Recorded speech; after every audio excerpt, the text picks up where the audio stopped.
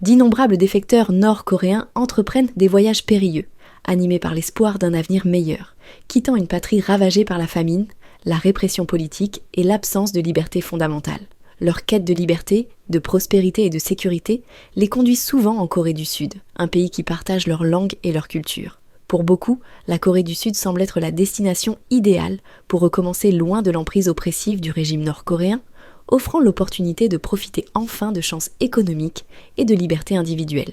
Cependant, la réalité de la vie en Corée du Sud s'avère souvent bien plus difficile et complexe que ce que les défecteurs avaient imaginé.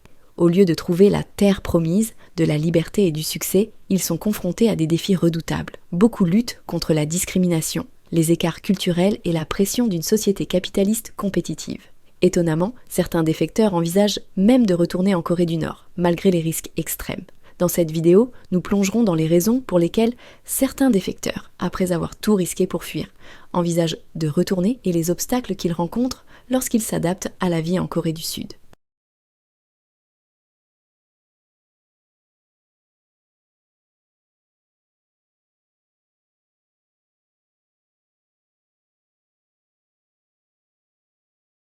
L'histoire des défecteurs nord-coréens remonte au milieu des années 1990, une période où le pays était paralysé par la famine, entraînant une faim et des souffrances généralisées. De nombreux Nord-Coréens fuyaient vers la Chine voisine à la recherche de nourriture et d'un refuge temporaire. Contrairement aux défecteurs ultérieurs qui cherchaient un asile permanent, ces premiers fugitifs prévoyaient souvent de retourner chez eux une fois qu'ils auraient rassemblé suffisamment de ressources pour survivre. Les années 1990 furent marquées par une crise humanitaire sévère en Corée du Nord, avec le contrôle strict du gouvernement sur l'économie laissant de nombreux citoyens sans aucun moyen de subsistance. Fuir en Chine était initialement perçu comme une tactique de survie temporaire. Cependant, à mesure que la situation économique et politique en Corée du Nord continuait de se détériorer, de plus en plus de défecteurs cherchaient un refuge à long terme. La Corée du Sud est devenue leur destination privilégiée, un endroit où ils croyaient pouvoir échapper à la répression politique et construire une vie meilleure. Cependant, comme nous le verrons, commencer une nouvelle vie en Corée du Sud comporte ses propres défis importants.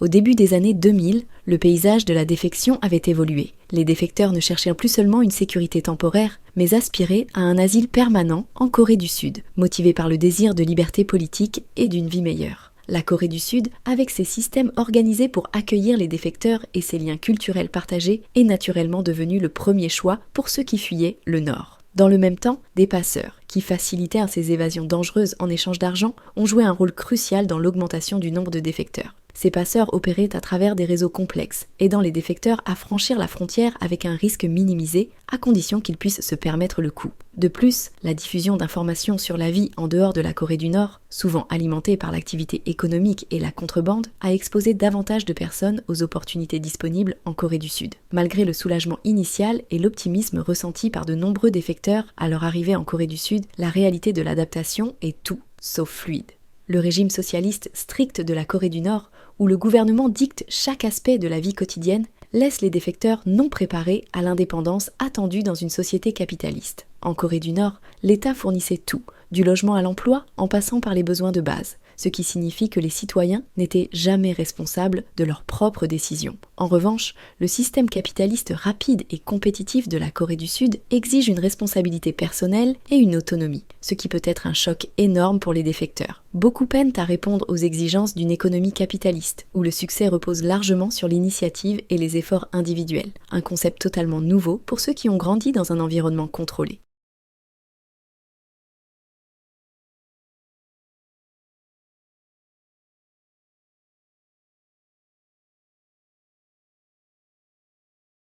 Le fossé culturel entre la Corée du Nord et la Corée du Sud ajoute une couche supplémentaire de complexité à la vie des défecteurs. Bien que les deux nations partagent une langue commune, les différences de dialecte sont suffisamment importantes pour rendre les défecteurs facilement reconnaissables. Cela entraîne souvent des discriminations et une isolation sociale, les défecteurs étant immédiatement étiquetés comme des étrangers. De nombreux Sud-Coréens entretiennent des stéréotypes négatifs profondément enracinés à l'égard de leurs homologues du Nord, les considérant avec suspicion, pitié ou même mépris. Les défecteurs rapportent souvent être traités comme des citoyens de seconde classe, moqués pour leur accent ou même soupçonnés d'être des espions.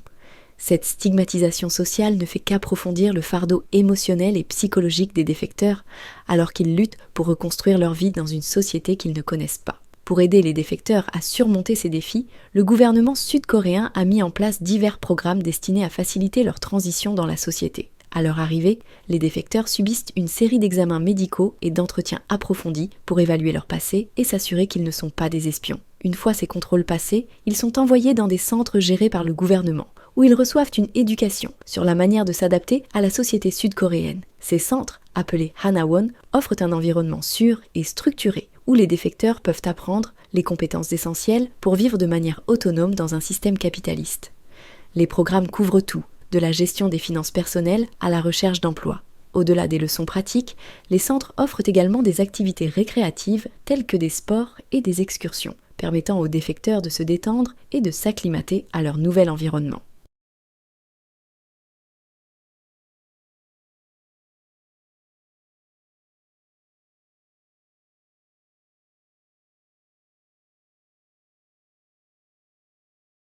Le soutien structuré fourni par ces centres vise à doter les défecteurs des outils nécessaires pour survivre et prospérer dans un monde radicalement différent. Mais même avec ces programmes en place, le chemin vers l'intégration est long et difficile. Une fois leur formation terminée, les défecteurs reçoivent un logement public et une aide financière pour les aider à s'installer dans leur nouvelle vie. Le gouvernement sud-coréen propose un programme d'aide financière réparti sur 2 ans, conçu pour faciliter leur transition dans la société. Cependant, de nombreux défecteurs trouvent difficile de gérer ces fonds, venant d'un système où le gouvernement contrôlait presque tous les aspects de la vie. Manquant d'expérience en gestion financière personnelle, certains dépensent leur argent de manière imprudente, achetant des biens de luxe, subissant des chirurgies esthétiques ou étant victimes d'escroqueries. D'autres éprouvent des difficultés sous la pression de naviguer dans une économie capitaliste, accumulant des dettes et, dans certains cas, se retrouvant en ruine financière. Pour atténuer ces problèmes, des agents de police locaux sont affectés pour surveiller les défecteurs, leur offrant des conseils et du soutien.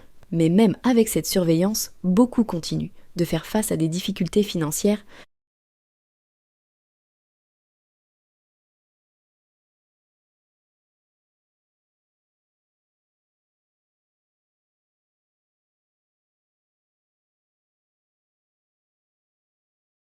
L'emploi représente un autre obstacle important pour les défecteurs. Les compétences et qualifications qu'ils ont acquises en Corée du Nord ne sont souvent pas reconnues en Corée du Sud, laissant beaucoup incapables de trouver un emploi dans leur domaine de prédilection. Par exemple, un médecin nord-coréen doit suivre une nouvelle formation et passer des examens de certification pour pratiquer la médecine en Corée du Sud. Par conséquent, de nombreux défecteurs sont contraints d'accepter des emplois mal rémunérés et physiquement exigeants, tels que le travail en usine ou les travaux manuels.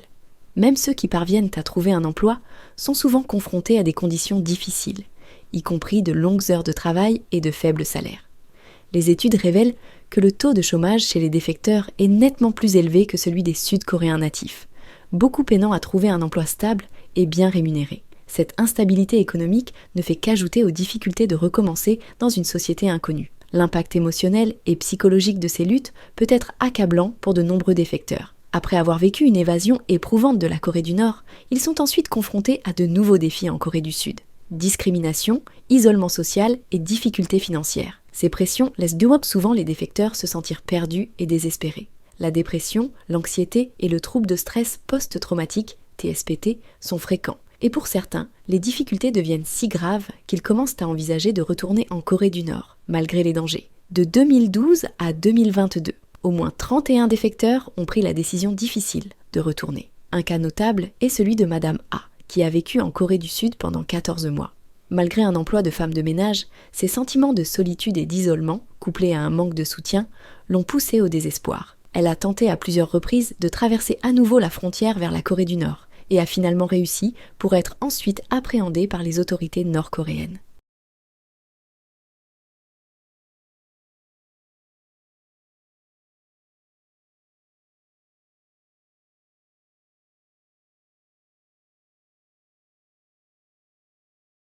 Au-delà de ceux qui retournent en Corée du Nord, certains défecteurs cherchent refuge dans d'autres pays après avoir quitté la Corée du Sud. En cachant leur identité et en se faisant passer pour des défecteurs directs de la Corée du Nord, certains tentent d'obtenir l'asile dans des pays comme le Royaume-Uni, la Suède ou le Canada. Cela a suscité des défis diplomatiques, car ces pays ont dû expulser les défecteurs vers la Corée du Sud une fois la vérité découverte. La communauté internationale continue de faire face à des difficultés dans la gestion de la question complexe de la défection nord-coréenne, ainsi qu'aux défis persistants auxquels les défecteurs sont confrontés lorsqu'ils tentent de reconstruire leur vie. Bien que certains défecteurs nord-coréens connaissent le succès en Corée du Sud, devenant par exemple politiciens, artistes ou youtubeurs, la majorité d'entre eux sont confrontés à des luttes importantes. De nombreux défecteurs continuent de faire face à l'instabilité financière, à l'isolement social et au traumatisme émotionnel, ce qui rend difficile leur intégration complète dans la société sud-coréenne. La transition du régime contrôlé du Nord au système capitaliste rapide de la Corée du Sud s'avère écrasante pour beaucoup, et ils peinent souvent à gérer leurs finances ou à trouver un emploi stable. Malgré les programmes de soutien gouvernementaux, comme Hanawon,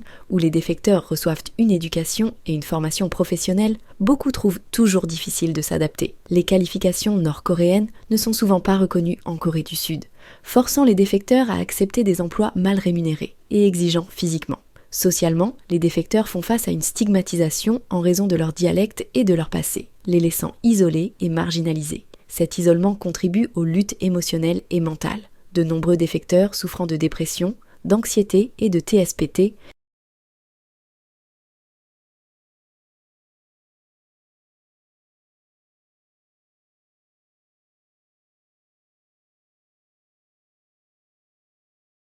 De manière choquante, entre 2012 et 2022, au moins 31 défecteurs sont retournés en Corée du Nord, trouvant la vie en Corée du Sud trop difficile. D'autres ont tenté de demander l'asile dans des pays comme le Royaume-Uni, la Suède ou le Canada, mais ont été renvoyés en Corée du Sud après la découverte de fausses identités. Néanmoins, il existe des histoires de réussite. Certains défecteurs parviennent à reconstruire leur vie et utilisent leur plateforme pour sensibiliser aux questions de la défection. Cependant, pour la majorité, le chemin vers la stabilité est long et parsemé d'obstacles. À mesure que la communauté internationale prend conscience de ces problèmes, fournir un soutien aux défecteurs n'est pas seulement une question humanitaire, mais un pas essentiel vers l'amélioration de la compréhension entre la Corée du Nord et la Corée du Sud. Maintenant, nous aimerions connaître votre avis. Que pensez-vous des difficultés rencontrées par les défecteurs nord-coréens ? Pourquoi certains choisissent-ils de retourner, malgré les risques ? Partagez vos réflexions dans les commentaires ci-dessous. Si vous avez trouvé cette vidéo informative, veuillez aimer, vous abonner et rester à l'écoute pour plus de discussions sur les défecteurs nord-coréens. Merci de nous avoir regardés.